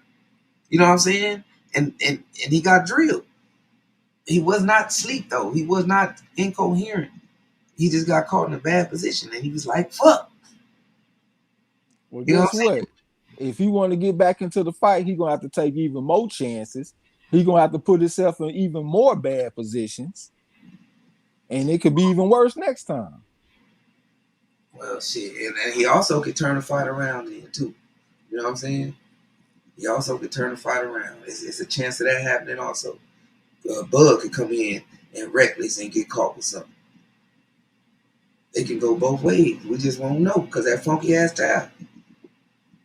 For me personally, like if you stop the fight right there, but let's say you don't stop the fight, you let go the distance, and then Porter still lose. It's like, what's the difference? The man lost. He got his ass whooped either way. He went out. He went out though. He went out and went to the. It got a decision. You know what I'm saying? He went out like a real fighter, like a warrior. He didn't go out like no chump. You know what I'm saying? He didn't go out like that was some weak ass shit from his father being emotional. I don't know. I don't know. Bob gave him some dollars to do some weird shit like that, but that just wasn't worthy of a towel. You know what I'm saying? That's Man, all. boxing is a slippery slope, man. So what would people be saying if Sean Porter got hurt and got fucked up like Pritchard Cologne? I would have What, been impressed. I would have been highly impressed with it. I didn't get. I got robbed of that shit. I'm talking about speaking from Porter's standpoint, from Kenny Porter. What would people be saying about Kenny Porter if Sean Porter would have got fucked up like Pritchard Cologne? But he wasn't in that position though. He wasn't concussed. That's why I keep saying that. Like I would understand more if Sean was incoherent and he would have, if the fight would have continued, he would have been letting Bud just well on him. No, he still had legs and a mind to get on that bicycle. You know what I'm saying? And buy some time. Find He the didn't open. even do that, bro. He went straight at Crawford. He didn't even get on the bicycle. That's the first time, bro. The first time he got up, he did the same thing with Spence. He took that chance. I'm talking about the second time he got up. He didn't have it. He didn't get a chance to regroup and get on his bicycle. You know what I'm saying? None of that. You know what That's I'm what I'm saying? saying. So there's no guarantee he would have got on his bicycle. He could have went straight at Crawford again and got the same results. And that's why I say we got robbed of seeing that. We wouldn't have known. Ain't no way in the hell we would have known that. It didn't work twice. He gonna do it a third time. I don't believe Porter would have did that shit a third time. I think he would have waited to rush up in there with a couple feints or something. You know what But I'm if saying? if but at the same time, if we just if Kenny Porter should not stop the fight just so Sean can have an opportunity to run, I think the fight should be stopped. No, see, that's not what I'm saying. That just for the opportunity to run, I'm talking about to get his composure back, to get back right. You know what I'm saying? Get them legs back under whatever he needs to do. You know what I'm saying? Figure out a way, make some adjustment. It ain't just have to be to run. It's to make some fucking adjustment because he was getting touched a little bit more than he was earlier in the fight. That's what I mean. Not just to run. You know what I mean? Get your shit back. Don't just rush up in there. Figure a way to get up in there besides running in there with your head down. He was getting there fine, working off the jab, using feints. He was getting there fine earlier. Get back to that shit. I don't know. Look for the if he switch. Look for the throw lead punches to get in there. Throw a couple of them bitches. I don't know what the fuck, but it's a chance. It's a fighting chance. You know what I'm saying? King, salute, fam. Salute, big homie. That's all I was trying to get across. Like that right there, like you was predicting something that, you know what I'm saying, you had too much respect for Bud or some shit like that for going in there and not letting, you know what I'm saying, let your son get his get back. You know what I mean? I'm not going. I'm cool with a trainer stopping a fight too early than too late because I know that this is a dangerous sport, man. Them motherfucking punches don't feel good. And if your fighter, you feel like he ain't been training right and he's slowing down, and the other guy is not slowing down at all, your ass is in trouble. I don't give a damn how much heart you got. I don't give a damn about none of that. If you slowing down and the other man ain't, you about to get your ass beat. And I feel like his pops saved him because I think it was about to get real bad. I think it was about to get real bad. So Derek Sean Davis. Porter, he could be bad for right now, but I'm pretty sure in some time when he start thinking, he be like, man, instead of being mad at my dad, I need to be mad at my own goddamn self for not handling my business and being in that situation in the first place. Because like when I look at this situation, like we might say, well, he wasn't concussed, he wasn't stumbling around and fucked up. Well, if it was that situation, it would be a no-brainer to stop the fight. This situation is different because it's like it's some borderline type shit. You got a guy that got dropped twice, so it's kind of hard to say, well, he wasn't hurt at all after he just got sat on his ass twice. You know what I'm saying? So it's like a borderline situation. But in one round though, bro, like it wasn't, and plus it wasn't like I said, he got right up on both of those motherfuckers. It wasn't no 10 count. You know what I'm saying? It wasn't no he had to use the ropes or the referee to hold him up. He got right up and he reacted. It was one round, bro. That was gonna be a 10-7 round or something. It It was, was. yeah, that's what I'm saying. It was only one round. This man was in the fight the whole fight. He was not getting his ass beat. You know what I'm saying? Throughout to that point, it wasn't like that. Now, if it was like that throughout that fight, no, this man was in the fucking fight. He was Hey, in See, the fight. but this is the thing too, though, bro. Like in boxing, it's about composure too. If you get knocked down, you don't want to rush back to your feet. That's not a sign of composure. True. In boxing, you want to stay on that knee, let the referee get to about 6 or 7, and then get up and give yourself as much time to recover as possible. If you But get knocked down and you jumping right back up, it look like you jumping up on emotion. And then when you and hold on, then when you get knocked down again, you on the ground, beating on the ground off emotion. You not being composed. You not even handling yourself the way you supposed to. Man, we done seen a lot of fighters act off emotion. I done seen Bud act off emotion in the fight. You know what I'm saying? It might not be the same, but they all emotions is all people express them differently. You know what I'm saying? It's one thing to have to go off emotion when you up in the fight. It's different when you just got put on your ass. And then, yeah, but that's what I'm trying to say. Like, that's still competitive. Like, even on the street, you see a nigga get knocked down a few times and still get up and want to keep throwing them in. You know what I'm saying? It's no different. You know what I'm saying? I'm talking about the capability. If you see a nigga drunk and want to get up and still fight, that's different. But if a nigga get knocked down and get up and still want to and still squabble and still get it back up in the fight, you robbing him of that. Just because he got dropped, you like, nah, son, don't go, nah, son, it's over. You know what I'm saying? Whether it's street or in the ring, you just robbed him of getting his get back. The nigga He was robbed his own self. Come to the fight ready. What are you doing on your ass? Champions don't belong on their ass. If you handle your business, we wouldn't even be here right now. You have a chance to win the fight. We done seen motherfuckers quit. This man ain't quit. We done seen motherfuckers quit. Oh, don't come back out on the stool, getting cut, don't want to fight no more. You know what I'm saying? This motherfucker got dropped twice and still want to fight, man. Hey, let me jump in on that. Hey, can y'all hear me? Hey, keeping it up. Can y'all hear me? Yeah. Oh, Yeah, okay. Hey, yeah. man, keep first and foremost, I got to eat my crow because I took another L. I think, hey, just a suggestion for everybody. If I pick somebody, pick against them, you're going to get easy money because, man, I'm getting slaughtered. But here's the truth about that, man, that I feel about the knockdowns. When I saw Kenny Porter after the fight basically say, oh, he didn't prepare right, and, I felt like he was at deficit. If it was that serious where you felt like a 2 knockdown in a fight that I feel like Sean was winning, that you had to stop it because he took those 2 knockdowns. He looked incoherent. He looked like he wanted to keep fighting. You're talking about a fight that may be a make or break fight, which basically now he's retired. So, I mean, we don't know if that's going to last or not.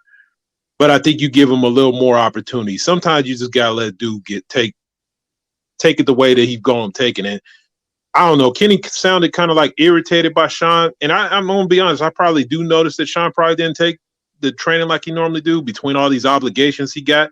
But if that's the case, then pull out the fight and tell him to retire. But don't. If he was losing, I could understand. But I feel like maybe that fight is competitive and you don't stop that. You let him take his 2 knockdowns. You bring him back to the corner. You look in his face to see if he's able to keep going.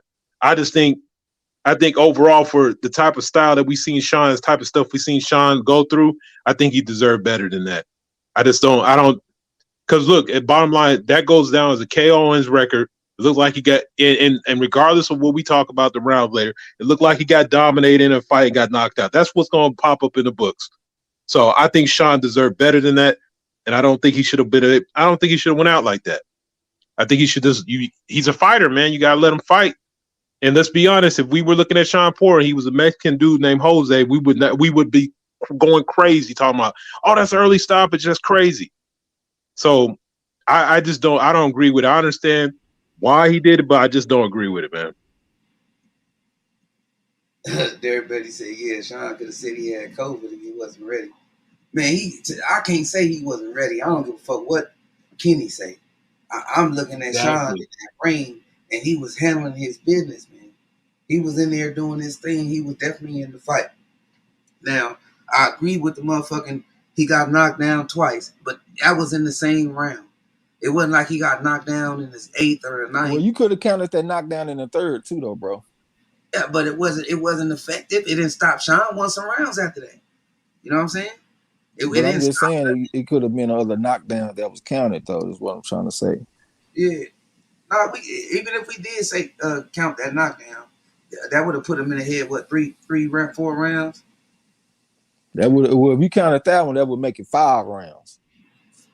Yeah. Because you got it 5-4 for Crawford going into the 10th. So Crawford, he gonna get ahead by 3 points in the 10-7 round. So that's gonna make him ahead by 4 points. And if you count the knockdown in the third, that would make him ahead by 5 points. But ain't that the round that Porter won though? Ain't that around that Porter won? I believe Porter won the It third don't matter round. if he get knocked down, they gonna call it 10-8, whether he was winning or not. You know what I'm saying? Yeah. But like I said, it wasn't official though. So I'm you know what I'm saying? I'm really going by how the fight played It out. might not have been official. That don't mean it didn't hurt. I mean, but it didn't look like because Porter won rounds after that still. You know what I'm saying? He still was handling his business. It wasn't affected. Like that shit was like not affected. It just would have been a extra point for Bud, but it wasn't. It didn't have no play in the fight after that. Like Porter won rounds after that. And he slowed down faster than he normally does too. Well, So I I don't think know. I think that the punch had an effect. Him being a 10 round fighter, I can't tell because that's where around the time he started to Well, I deteriorate. don't know. I don't never see him get tired after 7, 8 rounds. I normally see him get tired after 10. This time he got tired after 8. Yeah, I thought 8 or 9 because one of them rounds I thought he took off, and the next one I think I gave to him 7. The 7th round I think he took off. Oh, the eighth round I think he took off, in the ninth I think I gave to Bud. Then he came back with the 2 knockdowns. So, like I said, he still had 2 rounds to go though. Them rounds could have played out to his favor. To Porter could have got a knockdown or 2. I don't fucking know. You know what I'm saying? He definitely was landing some good, solid shots on Bud. Bud was getting hit throughout that fight clean, swerving his head back and everything. It wasn't just one sided. It's just my point though. The Yeah, fight was Sean was landing that overhand right. That was an excellent punch for him, man. He was, and for the guy that doesn't have maybe has minimal power, that overhand right was hitting heavy. So and, it's not like this. Like you said, it's not like it's sort of like the situation is just like it wasn't like you watching Meldrick Taylor fight and see Hooler Caesar Chavez and guys just overletching him until he knocks him down. That's one thing, but he was competitive in this fight, and like I said, at the end of the day, regardless if you think it's not, if it's not scored or not down, it's not a knockdown. and here go So another important factor that I think that probably could have been a reason this nigga Sean slowed down. That headbutt. That headbutt was initiated by Bud. That was not initiated sir, by Weston, and it busted him open real good. You know what I'm saying? Gave him a knot and everything right there over his eye. That shit could have drained him too. That shit could have slowed him down too, man. That was like something like that other fight with that pineapple head ass nigga when he headbutted old boy like a counter headbutt. Bud was leading with his head and crashed right into that nigga. And then when the second headbutt happened, Bud was more upset with the headbutt like if it was on purpose or some shit. You know what I'm saying? But I think that headbutt could have played a role in his deterioration also. That shit would take a lot out of a motherfucker, man. Especially a fighter that's real active and aggressive. But we got robbed of seeing that though, man. I would like I said, I would have been impressed if Bud would have been able to really stop this guy, had forced the referee to call it off. I think that shit was not warranted. The towel was not warranted, and I'm not just saying that like I don't care about the man's life, but none of that. I didn't feel his life was in jeopardy, man. I did not feel like his life was in jeopardy. hey, I put it like this, man. If you look at how the ref reacted, that wasn't even on his mind to stop that fight. Exactly, he was thrown off. Like, what the He fuck was y'all like, doing? "What? Oh, yeah." He looked like he was in shock too. Like, wait a minute, there's still fights to be done, man. So that's the thing about it. Like, usually when you see a towel come in, you see the ref leaning in already, kind of looking. He was just as surprised as everybody else is. You know what I'm saying? So I don't know. Like I said, when you're talking about a dude, this might be his last fight. It might be his last chance to really do something big, and you got to give him it. I mean, he's not at the end of the day. A dude like Sean Porter's not going to be like, oh man, well, I'm glad that he said no. He's going to regret that he probably on somewhere in his mind he was winning that fight because that's what they said to Bud before that round. You losing this fight, he may think he might have been winning, had a chance to win, and basically we'll never know. We'll never know if he was going to be able to come back out. And like I said, I don't think the towel. Yeah, I think the towel wasn't necessary. He was. Yeah, I don't know. somebody lit a fire in the Bud though, bro, in that 10th round right before, in between the 9th and the 10th, somebody that was over there, I don't know if it was Bradley, if it was Shakur Stevenson, I don't give a damn who the fuck it was, but they told Bud he was down and he needed to Yep. step the shit up. You know what I'm saying? And I thought that was a factor because he went right out right after they said that. He went right out and was putting an emphasis on his shots. I'm talking about emphasis. You know what I mean? Like it was looking vicious and reckless. Like he wasn't the same fighter. You know what I'm saying? Comfortable, relaxed. You know what I'm saying? Smooth, clean counter. No, that motherfucker was looking for some motherfucking NyQuil in his hands. You know what I'm saying? He did turn up the gas, man. That's the praise you got to give him, man. Because Yeah. like he said, somebody did say that to him because it was a part where they was like, "Yo, you're losing," and that dude just was like, he took that to heart. He said, "Oh, I'm Yeah. losing, not anymore." And by You him, know, you would think that he would have concussed the nigga. You know what I'm saying? That was a hard ass uppercut, counter uppercut. It wasn't. It wasn't no stanky leg. You feel what I'm saying? He no. didn't go right down. You know what I'm saying? It wasn't none of that. Like, and he was putting emphasis. Let's say Bud would have got tired after that round, throwing all them hard shots, and Sean would have came on. You know how Sean get in a dog fight. Let's just Hey, to say that. keep it a buck, I think Sean looked more hurt when Adrian Broner dropped him. He looked more woozy in that, but when he got dropped in that fight, and I think that was because that was so unexpected. But he still was good. When he was hitting his glove against the thing, I wasn't think he was in no pain. I think he was pissed off that he let himself get dropped twice. I think he was like, oh, he was gassing up and he got back up. I was like, oh, it's about to be on, and then here come the towel. And I think that's what he still needs to be thinking about today. Instead of thinking about what your dad did, why don't you think about what you was doing to be in that situation? That's just the way I look at fighting shit. I'm not gonna look at my coach, nigga. I'm gonna look at why did I put my coach in a position where he feel like he need to throw a towel in? Hey, but his style's like that though. He just has a reckless style, man. That's the funny part to me. Like that uppercut's there all night. The check left hook is there all night. I mean, it's not like this is his game plan. He's gonna get messy. He's gonna take punches to give punches. I mean, I don't know. Like you said, like he did put him in a position, but he was fighting his fight. And if you look at Sean Porter, he's vulnerable to those punches. I mean, he's always has been. I can understand where you're coming from about putting him in that situation. If you fucking hurt, concussed, or you're not in the fight, you know what I'm saying? Like you never in the fight at all, man. It was a fucking fight to the 10th round. It's all I'm saying.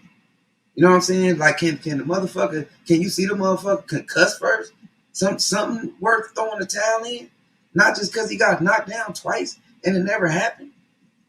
Like that just was, you know, I don't know if it just my competitive how I'm looking at it, or it sounds like I didn't give a fuck about Sean health. That's not the case, man. Sean didn't look unhealthy. He when he went down, he was protecting himself. When he went down and getting up, he was coherent. You know what I'm saying? It wasn't no warrant for no towel like a motherfucker finna die or he ain't gonna be able to sleep tomorrow. You know what I'm saying? It didn't Hey, even some get to of that. us had that fight 6-3. Some had 7-2. Somebody in the crowd had that fight 6-3. That's why they told him you would lose in this fight.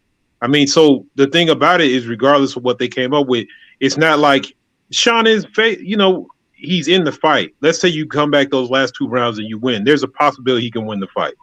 So it's just you got man, like literally people don't understand this is boxing. And look, he not it like you said, we ain't trying to see the dude die, but man, we trying to let him leave in the way he's a fighter, man. He's not a normal person to begin with because if he wanted to play safe, he could have played a whole lot of other sports besides boxing. Give him his chance, man, especially when you know this might be his last showing. And that So what you speaking on right now is what I've been speaking on. We don't know everything. All we know is what we saw Saturday. We don't know the conversation that these folks have had. You saying that the guy is not normal, he's a fighter. But if it's a man that got retirement on his mind, he ain't a fighter to me no more. That's close to a civilian if you got retirement on your mind. So I don't know the conversation that they done had. I don't know if he went to Kenny and told his dad, "Hey man, Dad, I'm thinking this might be my last fight. Regardless of what happened, I think this might be my last fight." So that's gonna set some shit in motion in Kenny's mind. You know what I'm saying? This ain't the same guy that I've been training. that's willing to run through a brick wall and be in the trenches and kill anything moving. This guy just told me that he thinking about retiring.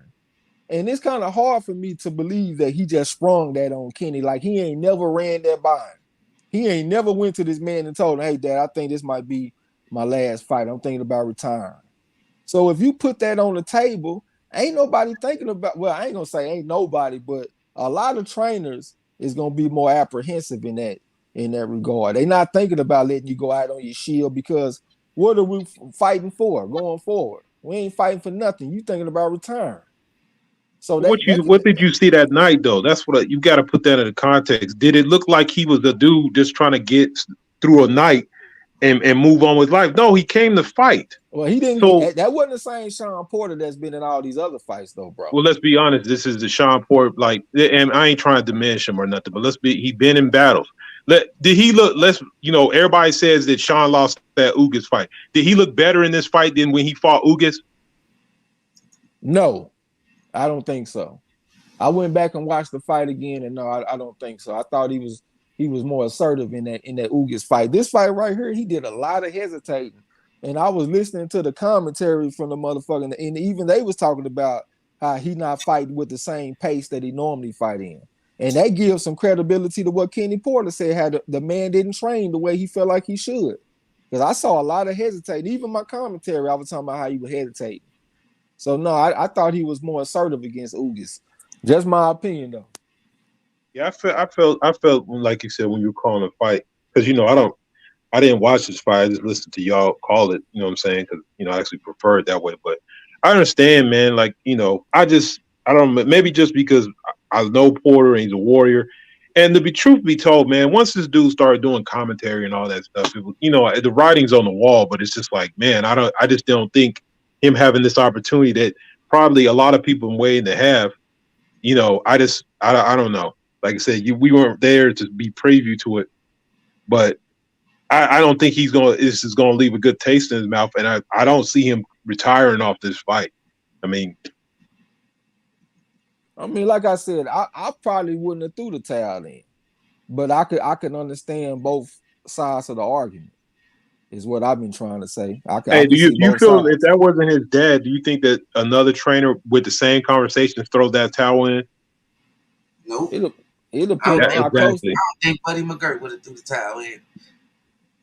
Oh, He's known to stop fights. yep. That's why I be assessing this shit, man. Like he known to stop fight. He a telefighter. You know what I'm saying? You don't show me something, I'm gonna stop it, son. I'm gonna give you one more round. You know what I'm saying? Fighter get his ass whooped 2 more rounds. He'll give him another round. You know what I'm saying? Like he known to stop, and I didn't see that being that type of fight, bro. Like it just like we got robbed of seeing something spectacular that we never seen before. You know what I'm saying? The fight was too close, man. It was two knockdowns, and that could have tied the fight on some people's scorecard. Well, the official scorecards had it 5-4, 5-4, 6-3, all for Crawford. So after that round, Crawford was going to be up by 4 points on 2 cards, and he was going to be up by 5 points on the other card. So basically, for two rounds, Porter had to make up 4 and 5 points. So he was going to have to at least go 2 knockdowns for 2 of the cards, and he needed 3 knockdowns to get a draw on the other card. With 2 rounds left, he could have got a stoppage. He ain't show no evidence of that though. He ain't show no evidence of getting a stoppage or none of that shit. He showed evidence to me because he was landing shots. You know what I'm saying? He was landing shots. It wasn't like he was missing all damn day. He was hitting that nigga clean and obvious. He was hitting, knocking his head. He landed some looping right hands, but he was getting countered a lot.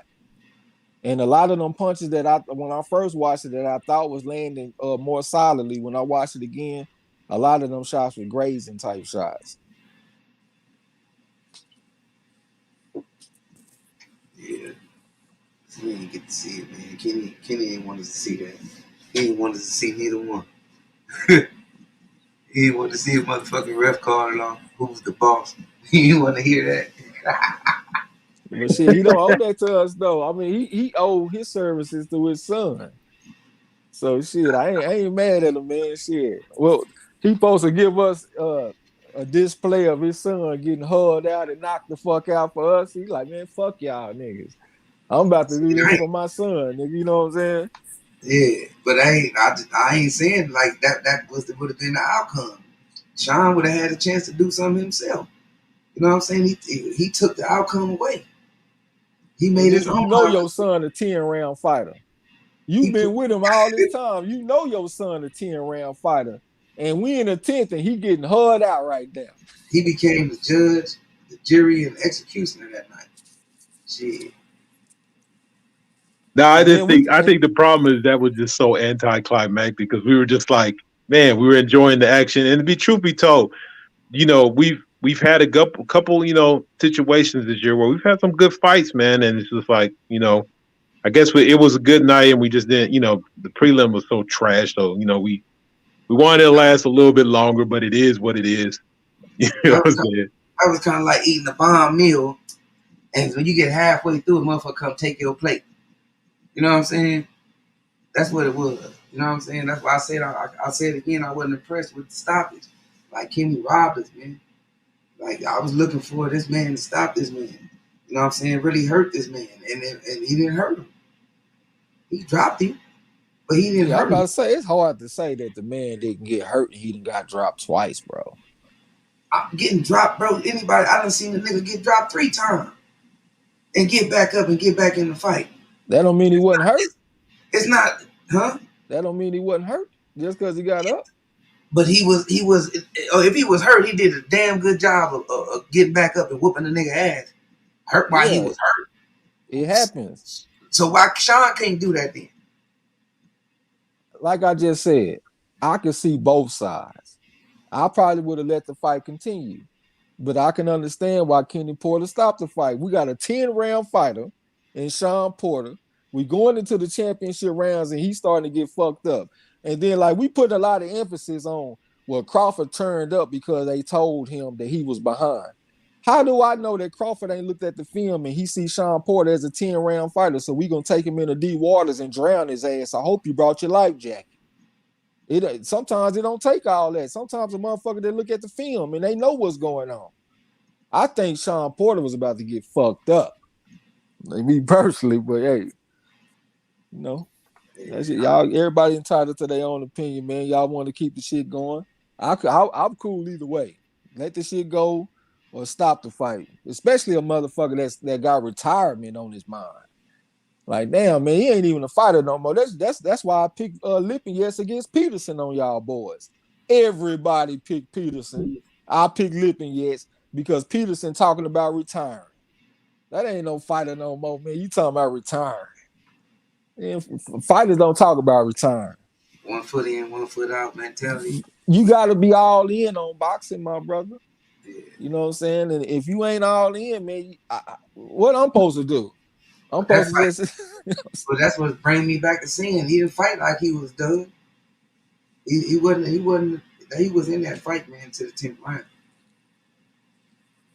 Well, he is Sean Porter. He gonna be in fights. You know what I'm saying? But I could, like I said, I can see both sides. Yeah. I ain't even tripping. Just, I just feel like it, motherfucker just took my good ass meal, my good old $70, however much that shit cost. And as soon as it got good, motherfucker robbed me. Well, shit, I'm not happy about that anyway. 2 pay-per-views in the same fucking month. I had to pay $70 so I can call a fight on the app. Like, nigga, I'm still not happy about this shit. And then I gotta come right back with Tank Davis, big head ass, against this damn Cruz boy. $80 more. Yeah, nigga, I'm not happy about that shit at all. Yeah, I wish you could jack that fight because that is not worth no pay per view. They tripping, but it is what it is, man. Hey, I'm gonna jump in the comments before we get on. Big boy boxing say Sean was about to be concussed. You can say that, bro. Like I ain't taking that away from Bud. Bud set that up. He executed that. MC Talk Boxing said, "Did y'all do a trivia tonight?" Nah, we didn't do a trivia tonight. So that means he locked and loaded. He locked and loaded for y'all, boy. Moody Trayweather said, "Y'all coming through with some great ass points." Eric R. say excellent debate. Yeah, man, we don't always agree, but we know how to talk to each other, man. That's what I told y'all, man, motherfucker. That's what motherfucker respect and love about this shit. Ain't no weak shit going on. We gonna talk like men, you know what I'm saying? Get our points off. Eric R said that's how boxing is supposed to be. Like multiple servings of pro means the best fought the best. Yeah, we're gonna eat our share of crow. 50-50 fights is what do it. Yeah. Derek Bailey said, yeah, Sean could have said he had COVID if he wasn't ready. Ain't no easy way out, man. We're gonna go to that song. I forgot the other Ian. What's the name? Had me laughing when he put the No rest. easy way home or something, man. Yeah, no shortcuts home or some Yeah, shit. yeah. That's a cold ass song. Eric R said, yeah, I agree with that. He also said, he said, don't rob the man, then undress him in front of the whole world afterwards. That's exactly what Kenny did. That's what Andre Ward was talking about too. He said he could have done without all that. Yeah, Whatever I didn't like preparation that that was either. done, that's what was done, nigga. And you oversaw that shit. I hate to use that word, but I'm just saying you supervised that shit, nigga. And So if got you paid to do it. exactly, so if you feel like the man didn't work hard enough, you should have put your foot in his ass and made him work hard. Ain't that his job? And then at the same time, you can't say that when you also say I didn't even watch no film for the fight. So you feel like Sean Porter didn't get ready. Well, you didn't get ready either, nigga. You ain't even watch film. So you ain't even in a position to criticize if you didn't even do your end of the bargain. It So sounded yeah, like he wasn't even supposed to be in the corner that night. That would have Yes, sounded sir. like Yep. he should have had no control. He was already going into the fight with emotion, attitude, and all type of weird shit. It sounded resentful, man. That's what I'm saying. Like the way he said it, it might have been true, but the way he said it and the way he was standing there, it sounded like he was resentful about how the whole situation played out. But everybody, you all participated. You were training. It's up to you to get a guy motivated. And Sean was the one supposed to be getting shit done. So it's on both of you. It's a team effort in getting lost a loss like that. And he was just like, well, yeah, I knew he wasn't dead. It's like the way he had said it. He like shitted on Sean, then messed around, shitted on himself. yeah, he I'm didn't pretty take sure. no he No, go didn't ahead. take no responsibility, bro. Like you part Yeah, of this too. And like I was watching the reality promotional shit, that 24/7 type all access type shit. I don't even know the name of it, but I saw them running on the mountain. It was Sean Porter and his team, and they was on the mountain, and it was a road on the mountain they was running. Man, Sean Porter was running so goddamn slow, bro. Like I could have literally walked faster than what this man was running. And it crossed my mind then. I'm like, damn, how hard is this man working? I see everybody else running. They working hard. This nigga over here look like he loafing. What's that word? Snowbird? Or what's that shit in basketball where you be cheating so you can get the fast break on the boys? Snowbird or something like that. Yeah. uh, uh, cherry picking. Yeah, he was cherry picking out there, bro. I'm like, man, this man don't look like he working hard to me. But hey, maybe I'm looking at a different part of the training that I'm not understanding. Maybe they did a cool down or something, and I'm just not understanding. So I left it alone. But when I looked at that, I was like, man, I don't know how hard they working. Yeah, that's crazy though, man. Cause that's probably Porter wanted that check. Kenny wanted that goddamn check, and he used his son to get it. His attitude coming into a fight with an attitude when you ain't in that ring and robbing the motherfucker because of your attitude. That's kind of you ain't just robbed him though. I feel like you robbed the motherfucker that paid money to watch this fight. You know what I'm saying?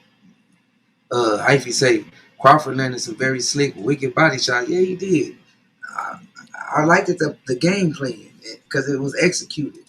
You know what I'm saying? He didn't go off of it. It seemed like he just turned up in the 10th round. The body shots was wicked, man, and he touched him with a jab, check hook, left rip to the body, man. I ain't never seen that before. So he did do some shit that was impressive in that fight. Excuse me. When I went back and watched it again, I left very impressed. Like I gotta admit that. Eric R said, "Great show, fellas. Appreciate you, fam." Rod X said, "I believe Kenny saved Sean from a severe ass whooping." uh, Seven Deuce, salute. Welcome to the gym. It's your first time. He said Sean is a punching bag now. He retired, man. He announced his retirement like he was Pacquiao and shit. Hyphy said, I love seeing Porter explode in with a right, and Crawford attempted to counter it. He said it was like watching two snakes fight. Beautiful. Yeah, it was a good ass fight. Seven Deuce said, what? What you mean what, fam? Derek Bailey said, that's true, Trey. Seven Deuce said, let me get out y'all business. He said he just got outboxed. Chess versus checkers. Seven Deuce again. Sean wanted to go out on the shield. Yeah, man, that's what I want them to. Seven Deuce said, love y'all podcast, fellas. Keep rocking. Appreciate you, fam. Moody Trayweather said, Diego Corrales did that shit before. Got up and whooped the motherfucker ass, huh? Yeah, he did that shit against Castillo. I love that fight. That's one of my favorite fights, bro. That comeback was amazing. And that was some old school trick shit he did. The nigga spit out his mouthpiece to buy some more time. You know what I'm saying? And then they had to go to the corner. And then, the type of trainer he had, he was slick as hell too. He was slow as hell, talking to the referee and shit. You know what I'm saying? Trying to do some complaint. Like he bought enough time to get up in the game. That was some veteran ass shit. He did it twice. He spit his mouthpiece out like twice. That's why I like Joe Goosen in dog fights. Yeah, that was the trainer. Right. That was the coach named Joe Goosen. Yeah. Moody Trayweather said, get knocked down multiple times and still win. For real, man. That's what I wanted to see. Or at least get action. Eric R. said, yo, I laughed so loud. He said, good analogy, Marlo. Get up from my he said, get up from my plate to take a piss and come back and the plate is gone. For real, man. The shit was good as a motherfucker. You was in there pissing thinking about going back to that motherfucker, but it ain't there. You know you're going to go off. The first time that motherfucker got dropped, Kenny Porter said, look, I've been down before. I taught him better than this. Get up, son. Get up, son. And then when he got knocked down again, Kenny was like, nah, fuck that. I ain't even got another speech for this motherfucker, man. Let me throw this towel in on this nigga. Square business. He didn't want to have to repeat himself. You know what I'm saying? Eric R. said, both of y'all killing this debate. Good shit. Appreciate you. MZ Talk Boxing said, give me a few seconds. Bet MZ Talk Boxing said, I'm trying to catch y'all before it's too late. Shit, hell yeah, man. We're going to be getting off in a minute. I got to get my ass up. He also said, my baby girl taking too long. I ain't going to make it. All right, we get on the next one, man. Derek Bailey said facts. Kenny said that statement like he wasn't there training Sean. Boys, Luke, bro. He gonna distance himself from the blame. Now, nigga, you culpable for some of this blame too, my brother. Yeah, he part of the problem. That's what it sounded like he was saying. Boy CB said, what's up, family? I just got off work. He said, glad I can catch some of this conversation. Salute. Yeah, appreciate you for coming through. Moody Trayweather said Kenny retired when he didn't watch film. Yeah, for real. And then convinced Sean to follow suit. I mean, at the same time, too, y'all also got to think, man, life happens. These folks been boxing for 28 years. This nigga Sean got grandkids, and well, he's not grandkids, but he got kids and shit now. Kenny Porter, he's trying to play with his grandkids. Them folks probably ain't even thinking about boxing the way they once did on the way up. You know what I'm saying? So I can understand why thoughts of retirement started to creep in. You know what I'm saying? They got other shit going on. They got podcasts. Sean Porter calling fights, got a family. It's a lot of things that changed from the time they turned pro. You know what I'm saying? Yeah, they definitely in a better position. Hey, y'all ready to go and shut it down to the next one, to this weekend? Yeah, we're going ahead and shut it down. Go ahead and speak your piece, King.